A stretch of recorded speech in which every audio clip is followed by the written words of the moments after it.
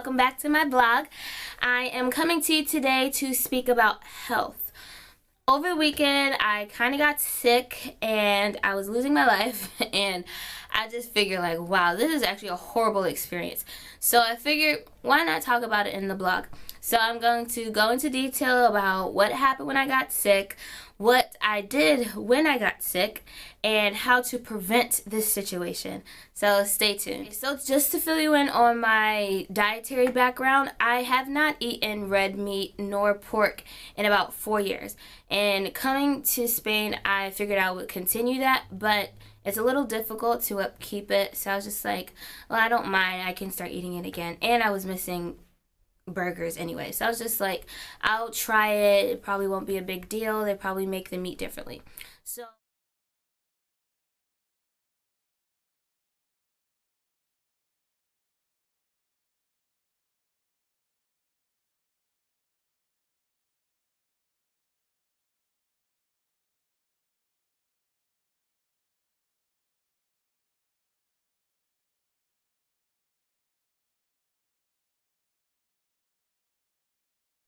So I had been introducing my body back to the red meat again, and I was okay. But I think one day I went to this food place, and like, they typically make their food like okay, they listen to blah blah blah. But I don't think I emphasized enough that I wanted my meat well done, and to not have it all the way well done while still trying to teach my body how to like process the meat. It was just a lot. So I eat dinner the night before and I went out and I had a Red Bull. The next morning my stomach was hurting and I was trying to figure out like, why do I feel sick? So I end up just like throwing up everywhere for a long time. So I was just like, oh no, I can't do this. So then I go with a friend. One of my roommate ended up helping me to go to the hospital. We go to the hospital, and we talk to the secretary. She, of course, speaking Spanish, and then we find a doctor. Now, to go through that process was a lot more difficult than it needed to be, because we didn't necessarily, I guess, follow the steps that we were supposed to take, but we weren't aware of that before we actually went to the hospital. So after, that's just a side note, but after we get to the hospital, I go to see the doctors and trying to communicate with the doctor. Like, they were bringing in interpreters, but like the interpreters were part of a different department, so like he couldn't stay that long. So it was just a lot of things moving quickly and fast paced, and it just wasn't the greatest hospital experience.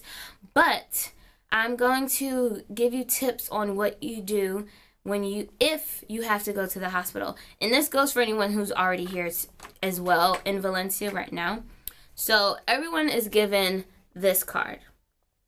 This card, when you feel sick and you have an emergency, call this one.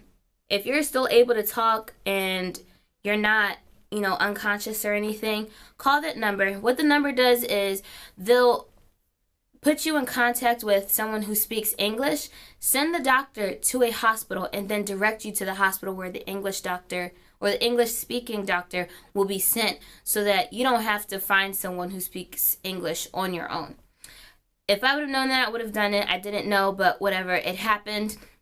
And I mean, it wasn't that bad because I could kind of put two and two together, but that's what you do in that case. Also, if something more urgent is happening, just call 112, because that is the official like emergency number, like ambulance involved number. So next in my video, I'm going to explain how I stay healthy on my own to hopefully prevent this. All right. Just as an update as well about me feeling homesick, no, I am not homesick anymore. It did not last that long. It probably was about like 3 to 4 days.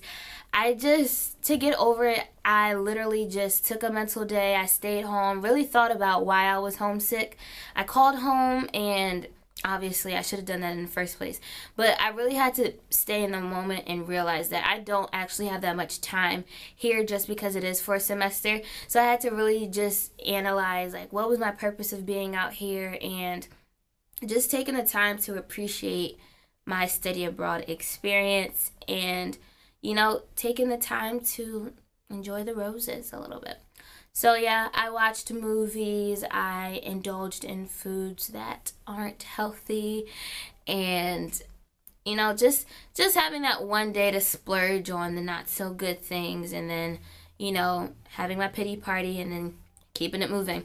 But yeah, I don't know of any actual rituals to help. Oh, also working out. Working out was a good way to just like sweat out the stress that I was feeling, because also I am graduating in May, as I mentioned in one of my earlier videos. And so I've also been thinking about that a lot. And I think that added to the stress of me feeling homesick, because, you know, the whole process of not going home and feeling like I didn't accomplish anything or I didn't do anything, you know, like as successful as I want to, which I have no control over. And in reality, I have done a lot of successful things that work for me. So I had to really just put things in perspective and not exaggerate or take things out of context that really don't even matter at the end of the day. So what I want everyone to take from this video who's taking the time to watch it is to understand the importance of taking care of yourself, so that you can enjoy not only your time in Valencia, but also to just be healthy as a musician in general. I think that's something that we don't often talk about a lot, but it's really beneficial to do so, especially when you're in a new environment. So remember to eat healthy, go for a run, go to the gym, do some yoga, whatever you like to do, go ahead and do it, just so that you can feel great, look great, and just be like, it also helps for like mentally. I think working out just relieves a lot of stress. So definitely get involved with that. I hope you liked this video. Let me know if it was helpful. I will come back to you soon with some other topics. Talk to you later. Every part of me is a vision of a portrait of Mona.